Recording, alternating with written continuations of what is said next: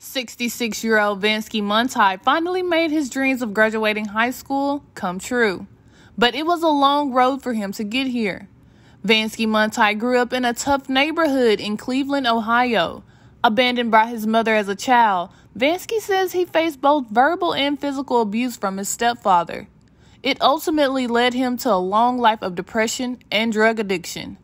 This is the story of how Vanskie Montaie overcame it all. My stepfather used to whip me with a razor strap, and he used to put cigarette burns on me, and used to put me in the closet. He was an alcoholic at one time. Vanskie also witnessed his mother suffer from domestic abuse. He was beating on my mom, and when he was beating on my mom, I ran out there and he punched me in my face. Blood came. That night, he was awakened by the sound of his mother packing her bags, leaving 7-year-old Vanskie behind. I said, "Don't leave me here. This is not my father."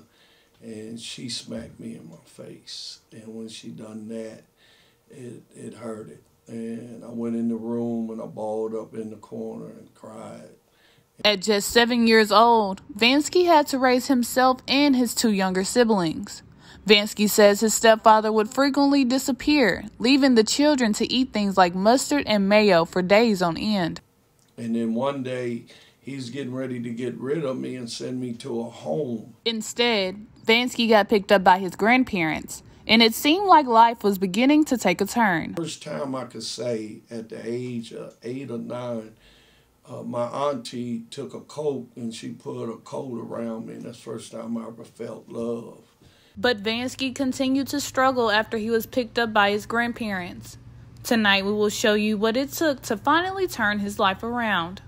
Brianna Hardiman, 39 News, Jackson.